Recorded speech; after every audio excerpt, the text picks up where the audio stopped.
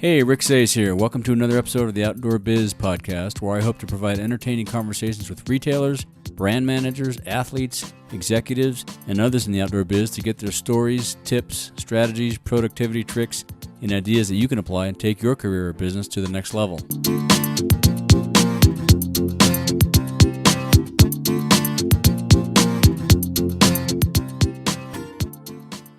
Today's podcast is brought to you by Audible. I've used Audible for many years now when I'm on the road, and I'm on the road a lot. Audible helps me pass the downtime while enjoying great books I discover or are recommended by friends.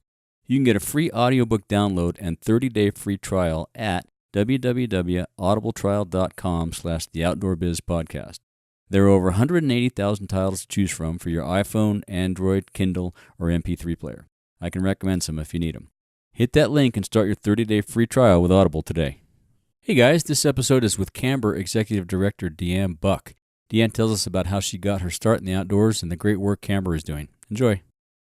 Hey guys, this episode is with Camber Executive Director Deanne Buck. Deanne tells us how she got her start in the outdoors and the great work Camber is up to and how you can help.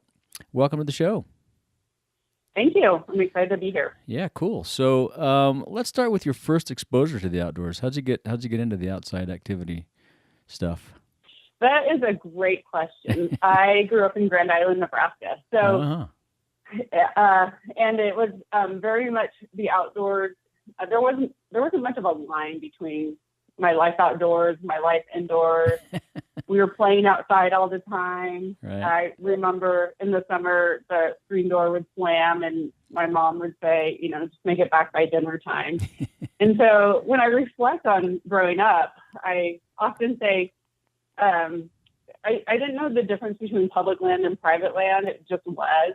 Uh-huh. And there wasn't a motorized or non-motorized. It was just all outdoors. Right. And so we lived on a lake, and so I went swimming. I rode my bike everywhere. Nice. We had dirt bikes, we had snowmobiles, we had jet skis.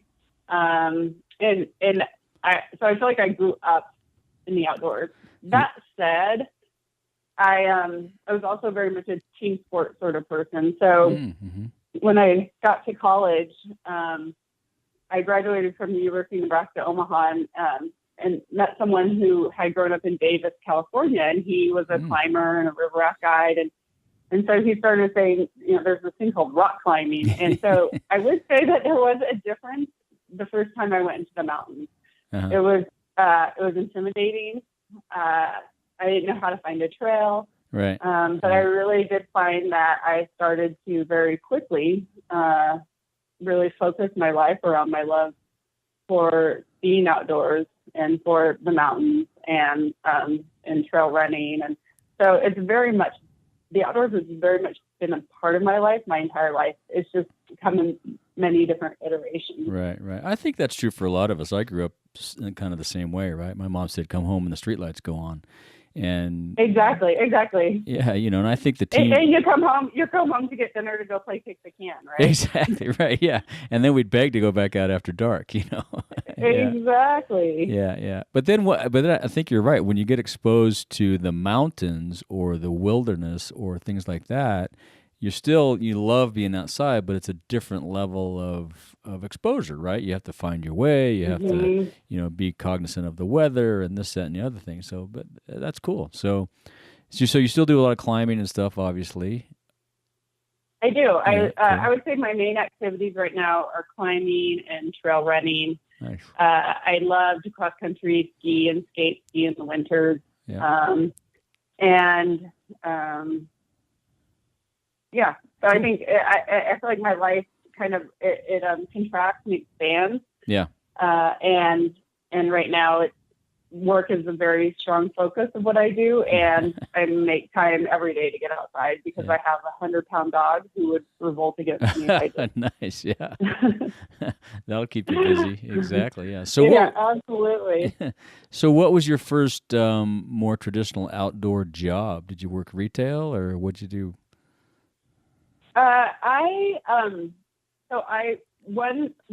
Within a 6-month period, I worked at Adventure 16 in Costa Mesa, California. All right, I'm an A16er too. Yeah, cool. Yeah, and I didn't last there very long because I moved to LA from Nebraska, so I didn't realize how far things were. Right. And so I was living in Long Beach and Costa Mesa. If I hit the traffic right, it could have been like a 2-hour drive. Yeah. And so then I ended up spending a summer as a river raft guide. Nice. And Where? Also on the Kern River. Man, I did that too. With Kern River Tours. Geez, so did I. Company. Wow. No way. I worked for them fun. for 6 years. Yeah.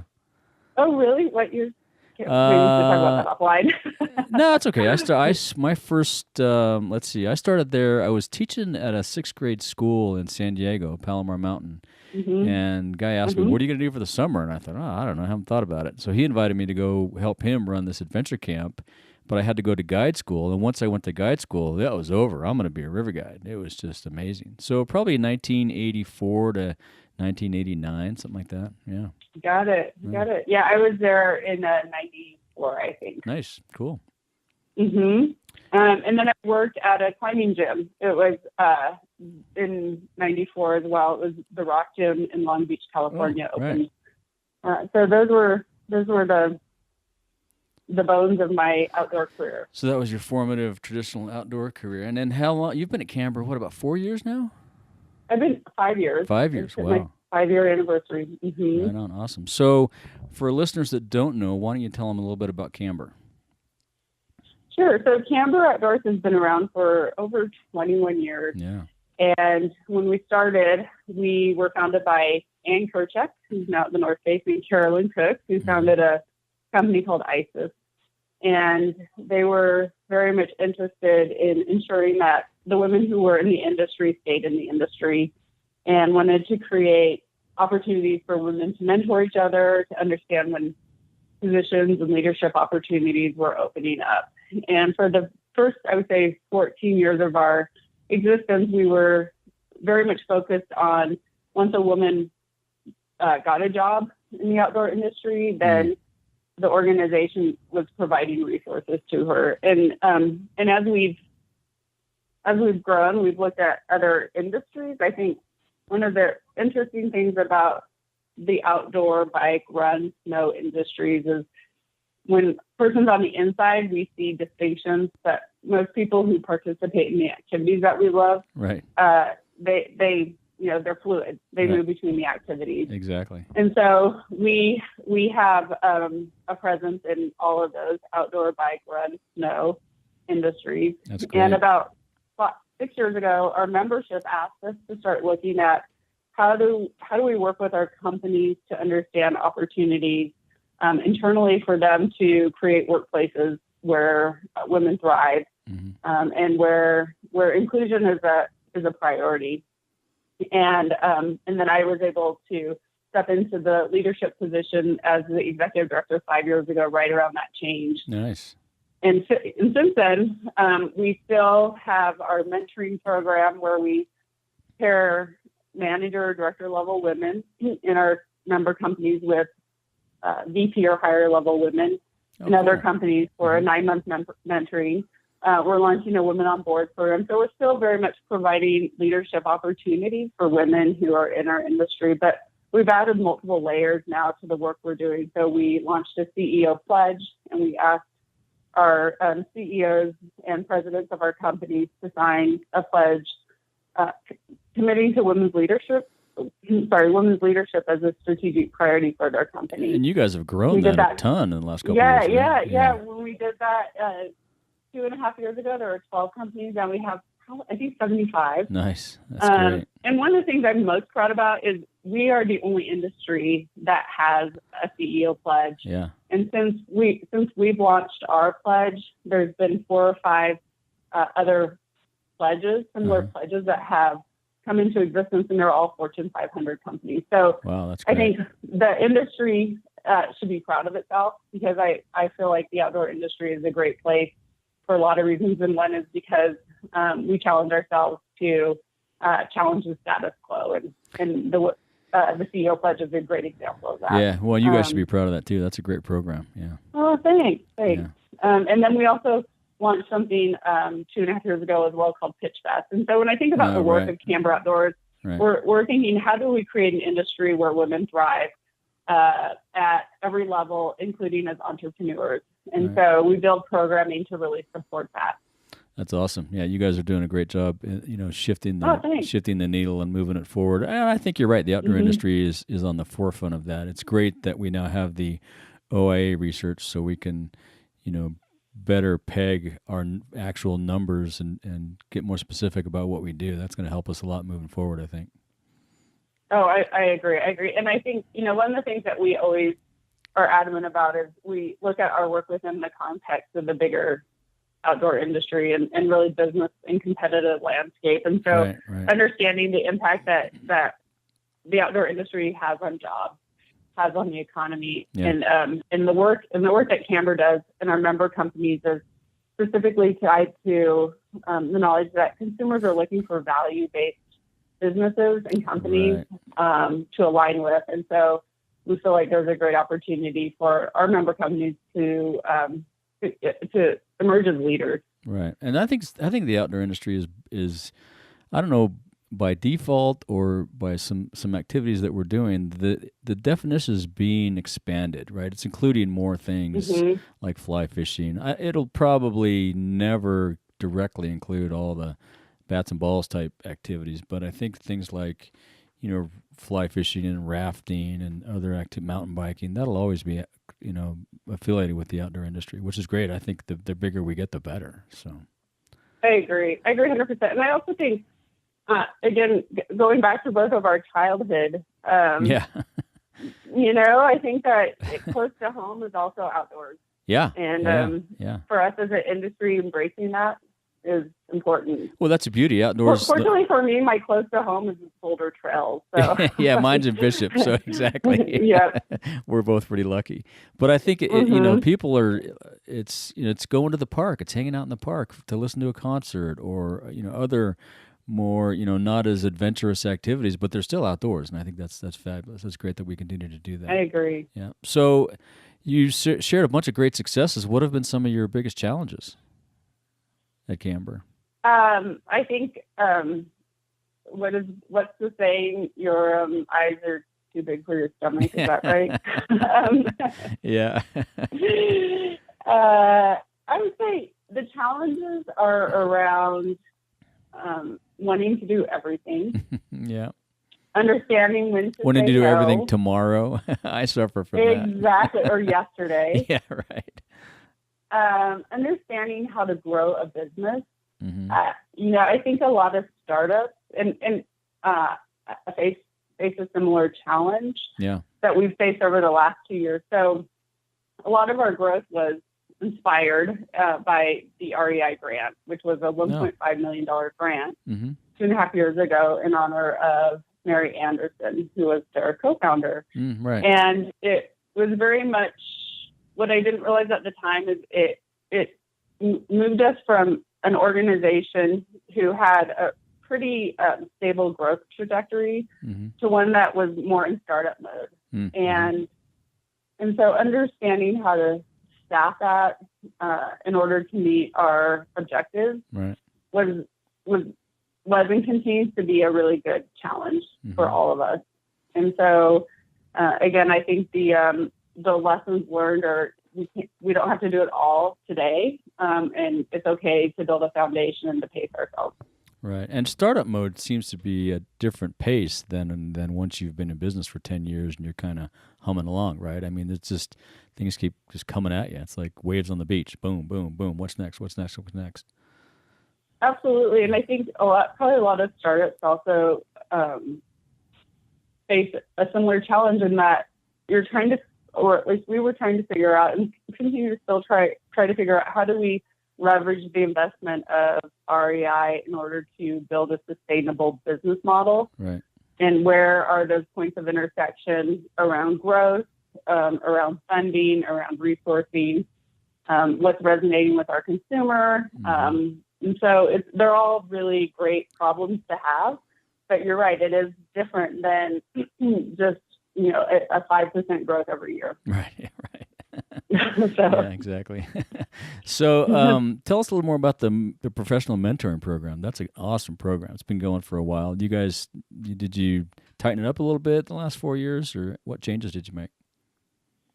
That's a great question. So we started it 4 years ago. We piloted it. It was a pilot program. So we picked 5 mentors and 5 mentees, and these were people that we knew, and we tried to look at different ways to match them up. Some were close to each other, some were within the same business enterprise, just to understand where the opportunities and where the kind of the best results would come from. And so from there, we've been evolving the program every year based on feedback, and like you said, tidying it up. And so we've had 100 women who have gone through the program. Oh, wow. And, and we have a lot of the same repeat mentors. Some of the biggest successes are when we have a mentee who then becomes a mentor. Oh, I bet, yeah. So, and when we were launching it, we thought that we tracked the participants at least 5 years out to understand their career trajectory. Oh, and we thought that it would be at least a year before we were seeing any advancement opportunities. And last year, 39% of the participants had advancements while they were in the program. Wow, that's great. And so the great thing is it's an opportunity, because a lot of our companies are, a little bit smaller and maybe don't have the resources to have a really strong internal professional development program. Right. This really supplements a lot of their efforts. Even our larger companies find value in it. And one of the things that we're trying to really convey to women who are looking at the outdoor industry as a career opportunity is that there are multiple touch points for them when they come into the industry, and we're committed to their success, both at a company level and at an industry level. That's awesome. Yeah. And so it sounds like you went from the first 5, you've expanded that to like about 20 mentors annually, or is there a specific number on it? Or how do you choose? How does that come about? Absolutely. So we have roughly 25 to 30 mentors right now. Okay. I think in the next few years, we'll be looking at adding men as mentors. Oh, cool. We're not quite there yet, but we have a lot of men who are interested, and I think that it's a great way to really expand our mission and our work so that everyone feels like they can participate in its success. That's a great idea. And so our number of mentees have been limited by the number of mentors that we have. And so as we look to, as we look to expand the program, bringing men in, and also the more successful we are with our mentees moving up into leadership positions, the more mentors we will have. Yeah, exactly. If they mentors keep becoming mentees, then that's going to be a quickly growing program, it sounds like. Exactly. Exactly. So who are some of your mentors? Some of my mentors. So a mentor who's no longer with us in person is Doug Walker. He was the chair of the Alpine. He was the chair of the Alpine Club, American Alpine Club. And he was an advisor for me, and someone who came from the tech industry, but had a passion and love for the outdoors. And so I would say that he was someone who I turned to a lot when I had questions or was curious on how I was showing up somewhere. Awesome. So yeah, he's definitely someone who I hold close as a mentor. And then I think that my mentors come in many different shapes, sizes, and sometimes unexpected places. But I look to other executive directors who I feel like have skills and can bring a different a different perspective to their job than I can. So Phil Powers of the American Alpine Club, I would consider a mentor. Will Shafroth, who I worked for a very short while at the Colorado Conservation Trust as a mentor. And then I would say Sally McCoy, who used to run Camelback, is someone that I look to. Ann Kerchak is a great example of someone who influences me. And then there are people who are a little bit more in my peer circle, like Nora Stowell. She's she's with Gore. She's a really strong leader. So I pull. People don't even know it, but they mentor me. Well, that's good because that's a great approach because you can learn a lot of different things from a lot of different people, and like you say, sometimes unexpected places, right? You just like, wow, I didn't see that coming, but that's awesome. Yeah, that's great. Very cool. I would think, and one who I definitely need to mention is Rue Mapp, who leads Outdoor Afro. She's probably one of the most powerful and inspiring leaders that I've met. So that's I awesome. love, anytime I spend time with her, I just try to like sponge up her energy and her focus. Yeah, that's what's been great about this podcast. It's been enlightening and learning for me, just getting exposure to all these great folks and asking these questions. It's super fun. I'm sure. Can I trade places with you for a day? Yeah, sure. Okay, great. We'll pick a time. You can interview me. Okay, perfect. We'll have a guest host. That's not a bad idea. I like that. Oh, yeah, that'd be fun. Very cool. Maybe I could interview you. Yeah, you could be the first guest host. Okay. There you go. We'll do it. All right. So how can outdoor brands and retailers have more impact on the public lands issues today? I've asked this question of obviously a lot of folks, and it just seems like it's becoming, it's a moving landscape. The fight changes every day. The battle changes every day. And we do, have a huge voice in this. And I was talking to John Sterling the other day. I think his episode dropped today. And, for a guy like me growing up in California, I'm so used to public lands, I wouldn't know anything but public lands because probably 90% of the areas I recreate for my entire life have been on public lands. And for that to even be questioned is just shocking. So I just feel like we somehow have an opportunity to have a stronger, louder voice. What are your thoughts on that? I think there's probably multiple layers and approaches to the public lands issue. And so when I was submitting my comments, I actually went back to growing up in Nebraska. And I didn't know that when my family traveled to Winter Park that I was on Forest Service land.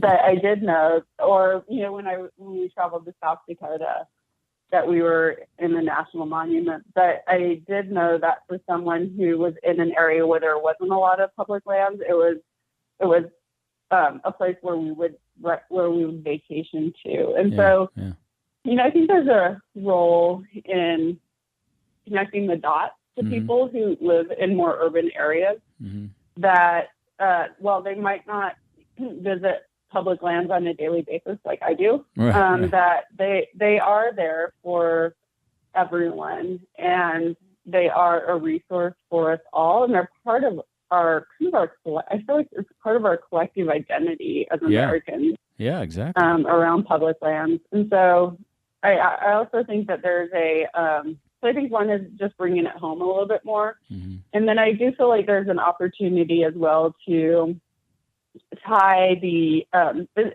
not just the recreation jobs, but the jobs that are supported the gas stations or the gateway jobs, right? Yeah, exactly. And that, a lot of times those are, I grew up in a blue collar family, and so the fact that while someone might not be outdoor recreating all the time, their livelihood might be dependent on the fact that those resources exist. And so I also think that there's an opportunity for the outdoor industry to shine a light on the multiple kind of aspects of jobs that depend on public lands. No, that's a good point.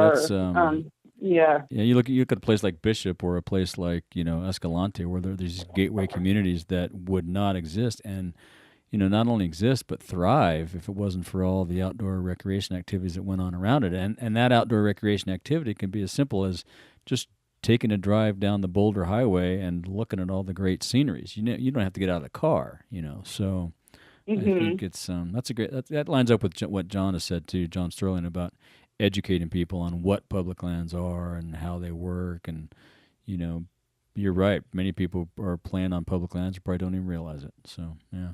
Absolutely. And I think too, like it's almost the, what we were talking about earlier, how when we get inside the industry, we're insular and we're like, I'm in the outdoor industry, I'm in the bike industry, I'm in this.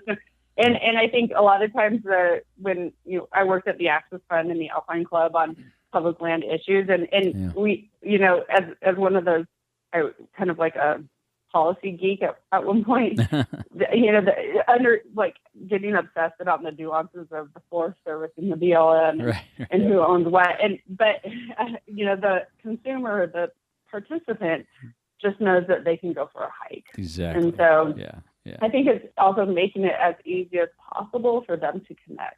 Yeah, no, that's good. That's a great point. Yeah, I think you're right. They don't even know. Mm-hmm. Driving up 395, they know they're looking at beauty, but they don't have any idea Exactly. who owns it or why or how you play on it. That's a good point. Yeah. Mm-hmm. So you guys have a great job board that I was checking out. What opportunities do you see in the outdoor biz for young people today, just starting out? Oh, that's a great question, and thanks for bringing that up. We were just talking as a staff about our job board. So that's awesome. I was checking it out today. It's very well laid out and very thorough. I mean, it's one of the cleanest ones I've seen. Well, we were looking at updating our website because we changed our name, and we were looking at a new job board, and we were thinking about doing a WordPress plugin, and then begging all of our member companies to put their jobs up on the other tens of millions of things that they had to do. Yeah, those guys are busy. And so as we were doing that, I live in Boulder, and so I started talking to some friends about the opportunities. And there's a company who just went through TechStars, which is an accelerator for tech companies in Boulder called Monday. Cool. Mm-hmm. And the founders had founded an organization called Rework a couple of years ago. And so this is their second iteration. And as they were looking at going through TechStars and what their positioning was, we were looking at building a new job board. So we were able to get in with them pretty early, and we've been piloting with them. So I feel like they've been an awesome partner to help figure out what the right job board is. So very cool. Basically, when it's only available for member companies. I'm going to give you a little bit of background. It's only available for member companies. And so once they sign up, we have the technology to go in and scrape all of their jobs onto our job board. Oh, very cool. And our commitment is that the women and men, but the people who are looking at our job board, these companies are investing in workplace inclusion as a strategic priority. So when someone applies to those companies, they know that this company is committed to helping them excel and succeed as an employee. Right. And so that's a great way for job seekers to understand good companies to apply to. So it's a very curated list. Yeah, that's awesome. It is. And so then the hope is that they'll have a great experience. Yeah. And so I think there's a lot of ways that people can get into the outdoor industry, especially young people, making sure that one is that they stay active and pursue their passions. Mm-hmm. Another is a great way to get involved in the outdoor industry and learn a lot about it is retail. I think I had a couple of retail jobs. I worked at Mountain Sports in Boulder and Adventure 16, and I still have friends from that period. Well, the A16 group, it's funny that you're an A16er because I told I worked at A16 for a handful of years way back in the day, and I told everybody, I love you guys, but I don't want to, have A16 after A16 after A16 on the podcast. That'll be seems too easy. That's so funny. But it's just, the industry is just so littered with folks that have come from, I shouldn't say littered, populated with folks that come from A16. Mm-hmm. And you're right, retail, doesn't matter which retailer you're at, it is still a good way to get started. Exactly. And I think volunteering, people volunteer for us. They can volunteer for IMBA, Access Fund, American Alpine Club. It's a great way to get to know people. And then, I think just applying and applying for jobs that you're interested, not giving up. And Camber has something called the exchanges. And so they're in cities all around the country. Oh, I've seen and that's that. also a great way for someone to come and learn about the industry and the company. Yeah, that's under the events section of your website, I believe, right? It is. Yeah, cool. It is. Yeah, we'll put links to all that in the show notes, And it sounds like you have a lot of great stuff for people that are looking to grow their career, right? I mean, the mentoring program is awesome. So they should check out your website. And we have webinars. And so one of the things that we've tried to do with our webinars is focus them very much on leadership development skills. So this year we have someone who's talking about EQ, emotional intelligence. Yeah. We have a regular person, Beth Levine from Smart Mouth Communications. Once a year, she does a really great webinar for us on communication and how to parlay communication skills into leadership skills. So we have a webinar series that's relevant to both men and women, pretty much at any stage of anyone's career. That's awesome. And that's available. Yep, and that's available to all of our members. Cool. And they would find that on your website, or I guess keep in touch through the blog. Yeah, they find that on our website. Yeah. Yep, in our events as well. Yeah, gotcha. So we have one coming up, I think, in maybe a couple of weeks with Shell Christie on EQ. Cool. Awesome. And so we talked about outdoor activities you still participate in. You still climb a little bit, trail running, all that. How about some favorite books? Are you a big reader? Or do you listen on Audible? How do you get? I listen to a lot of podcasts right now. I feel like my brain is so full with work. It can be hard to shift gears, and so most of the books and the reading that I'm doing is really around business strategy and growth. There's this podcast that I love, and it's called Flow. I mean, I love the Wait, Don't Tell Me, the NPR News Quiz in This American Life. But there's one called On Being with Krista Tippett, and she has Being? both BEAM? BEING. Oh, gotcha. Being. Okay, yep. And she has both in the podcast section, she has both an edited and an unedited version of her podcast. And so, cool. But it's really interesting because she has this array of guests. It can be scientists, it can be philosophers, artists, and she just has this wondering conversation with them. So cool. I'll have to check that out. I often put that on when I want to go for a long run and and try to become smarter. That's cool. I'll put that one in the notes. And how about your best outdoor gear purchase under $100? Or favorite? I would probably have to say, probably like my number 3 Camelot, because if I ever need it and have to rely on it, it's going to be the one that's bomber. But I also am a big fan of Brooks running shoes, and so I have multiple of those. Right. And we'll I keep cycling through on those. So we'll give you 2. We'll put both of those on the list. Okay. Okay. Great. And anything else you want to ask of our guest, our listeners? Not of our guests. What am I talking about? Of our listeners, our audience. Yeah. No, I think I think that the outdoors is kind of my the place where I find peace and I'm grounded and it makes my dog happy and I find myself on what kind of dog? Sorry, I got. Oh yeah. So I mean, he could be a whole podcast in himself. That's His cool. name's Ali, like Muhammad Ali. Nice. And he weighs 100 pounds. Wow. And he's an Anatolian Shepherd. Oh, wow. And he's cornered a mountain lion. He's faced off bears. Yes. He's a badass. He's lived a very adventurous life. Very cool. Yep. Well, you have to send me a picture so I can put it on the show notes page of Ali. Oh, I will. And we're both at peace when we get outside. Yeah, so cool. I would say for everyone who's listening, the best thing you can do to conserve public lands is to enjoy them. Yep, I agree. Yep. And the best way for people to find you is through the Canberra website or on LinkedIn? Yep. I would say even though my career is about career, I am the worst LinkedIn person. So my email is my name, deanne.buck@canberraoutdoors.org. Cool. We'll put that in. And that's probably the easiest way to find me. Awesome. Well, great. Well, thanks. I appreciate your time. It's been great chatting with you. Oh, thanks. Yeah, really nice to chat with you. I'll send you the photo of Ollie. Cool. Yeah, and we'll reverse this in a couple weeks or something. You can be our first guest. That sounds perfect. Yeah, that'd be fun. Okay, sounds good. All right. Thanks. All right. Thanks. Yep. Bye-bye. Bye. All right. I hope you enjoyed that conversation with Deanne Buck.